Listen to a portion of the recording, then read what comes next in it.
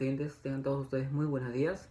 Hoy sábado, un día más en el cual tenemos la oportunidad y el agrado de compartirles un mensaje de Dios, esperando de que sea de bendición para todos ustedes.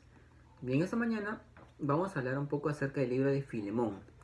Un libro en realidad muy pequeño, bueno, exactamente el libro más pequeño de todo el Nuevo Testamento, pero a pesar que es un libro de solamente un capítulo, es un libro que tiene un contenido muy edificante, ¿no? Entonces, para ello, les invito a dirigirse a Filemón, que está, como es un libro pequeño, está antes de Hebreos y después de Tito. Digo porque como es un libro muy pequeño y de un solo capítulo, a veces es un poco complicado poder encontrarlo, ¿ya? Entonces, para dar inicio, es necesario aclarar dos puntos. Para empezar, el primero es de que Pablo normalmente cuando escribía las cartas se dirigía a una iglesia, ¿no? En general, se dirigía hacia una comunidad de santos o hermanos. Por ejemplo, cuando Pablo escribe la carta a la iglesia de Corinto, Pablo se presenta, yo Pablo, apóstol de Jesucristo, a los hermanos o a los santos que están en Corinto. De igual manera para la iglesia que está en Galacia, a los santos que están en Galacia. A los filipenses, a los santos que están en Filipos. Y así sucesivamente. Pero, en este caso, en esta carta, vemos que tiene una introducción diferente a las cartas que Pablo escribía. Por ejemplo, la carta a Filemón empieza de la siguiente manera. Pablo, prisionero de Jesucristo, y el hermano Timoteo, al amado Filemón, colaborador nuestro, y a la amada hermana Apia. Apia era la hermana, la esposa de Filemón. Y Arquipo, nuestro compañero de milicia, y a la iglesia que está en tu casa. Arquipo era el hijo de Filemón. Entonces acá vemos que ya esta carta ya no es de índole general, ¿no? No es una carta que va hacia una iglesia en específica. Vemos que es una carta más de índole personal. Seguramente Pablo no sabía o no tenía la más mínima idea de que esta carta, siglos más adelante, iba a ser parte del Nuevo Testamento, ¿no? O que iba a ser considerado dentro del canon del Nuevo Testamento, ya que es una carta personal de Pablo a Filemón en específico. ¿Ya? Entonces, y ya para poder dar inicio, mira, solamente con la introducción ya hemos leído tres versículos, perdón. Entonces, ¿quién era Filemón? Filemón era un ciudadano romano que vivía en Colosas. Filemón era un ciudadano de clase social alta, no era un ciudadano acomodado, un romano acomodado. Entonces, a los romanos una clase social alta de ese entonces, era normal, completamente normal, de que tengan esclavos. Entonces, dentro de los esclavos que tenía Filemón, tenía un esclavo en particular que se llamaba Onésimo. Entonces, ¿por qué se arma todo este libro? ¿A qué se debe esta carta? Era porque Onésimo, uno de los esclavos de Filemón, huyó. ¿Por qué huyó? El motivo exacto no se sabe, ¿no? Puede ser porque quizá tuvo un problema con Filemón, quizá le robó y huyó, pero lo que sí es cierto es que se escapó, ¿no? Se escapó hacia la ciudad. Por lo general, en ese entonces, los esclavos de ese entonces, por lo general, cuando huían se refugiaban en las grandes metrópolis, en las grandes ciudades. ¿Por qué? Porque se podían esconder, se podían camuflar de manera que no los encuentren, ¿no? Y esto es lo que hizo Onésimo. Entonces, Onésimo, una vez que huye a Roma, ¿no? La metrópoli, en ese entonces la más grande de toda Asia Menor, entonces, de toda Europa, perdón, en uno de sus primeros días, que ya era libre, entre comillas, se choca con el primer problema. Un esclavo, por lo general, no tiene de qué preocuparse en cuanto a comida o vestido, porque su amo le provee esas necesidades. Pero Filemón, Onésimo, perdón, se da cuenta de que ya siendo libre, entre comillas, ya comienza a padecer esas necesidades, ¿no? Y es así que ya por las calles de Roma, encuentra a un prisionero, a un prisionero que predica la palabra. ¿Quién era ese prisionero? Era Pablo, ¿no? Entonces, Filemón se asombra porque, por lo general, cuando Pablo predicaba la palabra, se congregaba una multitud de gente, ¿no? Para escuchar el mensaje que Pablo anunciaba. Entonces, Filemón, al escuchar, logra hacerse amigo de Pablo, ¿no? Y asimismo se convierte al cristianismo, ¿no? Entonces, llega un momento donde ya Onésimo le comenta lo siguiente a Pablo. Pablo, ya siendo Onésimo ya cristiano, ¿no? Entonces Onésimo le cuenta lo siguiente a Pablo. Pablo, tengo algo que contarte. Yo era esclavo, ¿no? Cuando estaba allá en Colosas. Y huí de mi amo, huí de la casa de mi amo. Y Pablo le dice lo siguiente. Ah, está bien. Pero, ¿y dónde vivías? ¿Dónde era la casa de tu amo? Y Onésimo le dice que era en Colosas. Y Pablo le dice, ya, yo tengo un amigo que tiene una iglesia allá en Colosas. Hay una iglesia allí. ¿Y cómo se llamaba tu amo? Le pregunta. Y Onésimo le responde, mi amo se llama, bueno, el que era mi amo se llama Filemón. Y Pablo se asombra, ¿Filemón? Yo tengo un amigo allá en Colosas que se llama también Filemón y tiene una iglesia en su casa. Y se dan cuenta de que el mismo dueño, el mismo amo de Onésimo era Filemón, el amigo de Pablo, quien sabía que se conocieron cuando estaban en Éfeso. Entonces Onésimo le pregunta si es que él debía volver nuevamente con su amo.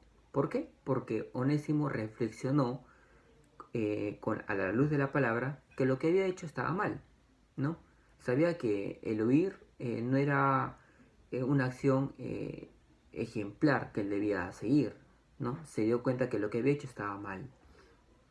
Entonces Pablo le dice que sí, yo te recomiendo que vayas, es necesario que vayas, que vuelvas con Filemón, pero ya de una manera distinta, ¿no? Y le vas a entregar esta carta. Y así es como se inicia esta carta de Pablo a Filemón, ¿no? Entonces, ya en el versículo 4, Pablo dice, doy gracias a mi Dios haciendo siempre memoria de ti en mis oraciones, dirigiéndose a Filemón, porque oigo el amor de la fe que tienes hacia el Señor Jesús y para con todos los santos, para que la comunión de tu fe sea eficaz en el conocimiento de todo el bien que está en vosotros por Cristo Jesús. Comunión. Comunión viene del griego koinonia, que significa compartir, ¿no? Compartir en algo en específico, de un regalo que se ha dado. Pues tenemos gran gozo y consolación en tu amor, porque por ti, oh hermano, han sido confortados los corazones de los santos, ¿no?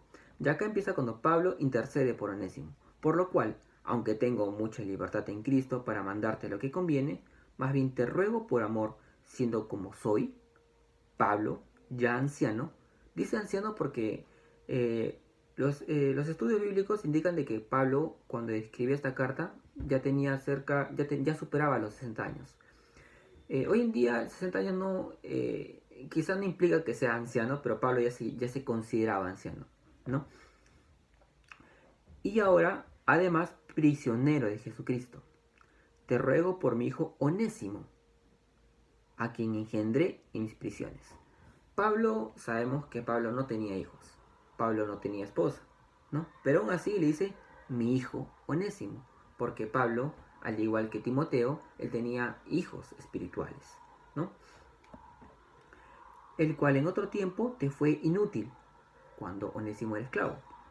Pero ahora a ti y a mí nos es útil. ¿Por qué le llama útil? Porque ahora Onésimo se convierte en colaborador de Pablo, ¿no? Ya trabajan en la misma obra que es para el Señor Jesús, ¿no?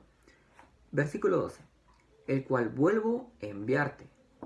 Tú, pues, recíbele como a mí mismo, le dice. yo quisiera tenerle conmigo, para que en lugar tuyo me sirviese en mis prisiones por el Evangelio. Pero nada quise hacer sin tu consentimiento, para que tu favor no fuese como de necesidad, sino voluntario, ¿no? Sabemos que en ese entonces a los huéspedes se le daba la mejor habitación, se le daba la mejor comida, ¿no? Pero acá Pablo le dice que lo recibe como si fuese él mismo, o sea, Filemón recibe a Onésimo como si fuese yo mismo, ¿no? Versículo 15. Porque quizá para eso se apartó de ti por algún tiempo, para que le recibieses para siempre. Y atención con el versículo 16.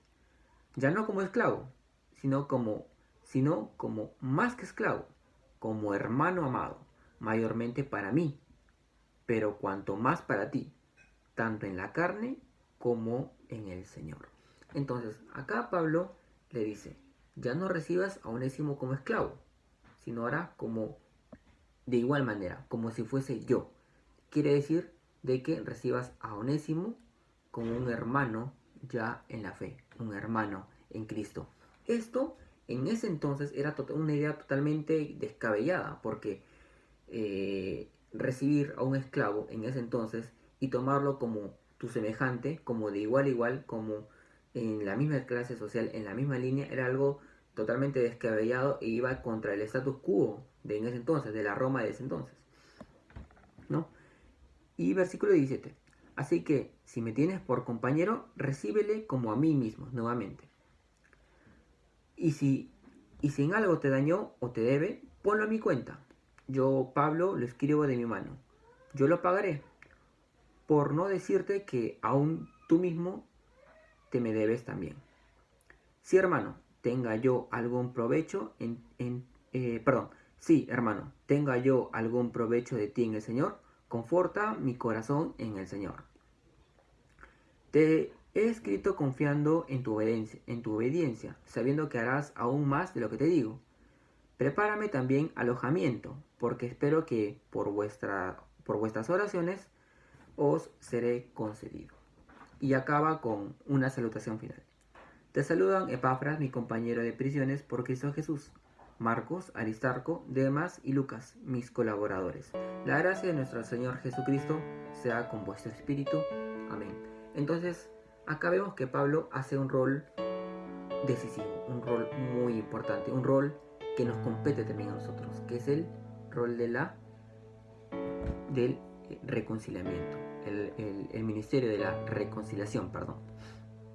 Entonces, lo mismo que Pablo hizo, si lo tomamos como una analogía, se puede comparar a lo que Jesús hizo por nosotros, ¿no? Digamos que la figura es la siguiente. Jesús estaba en el medio y reconcilió al mundo con Dios, ¿cierto? Y acá vemos en este capítulo que Pablo hizo lo mismo, ¿no? Sirvió como intercesor entre Filemón y Onésimo, que era esclavo en ese entonces, ¿no?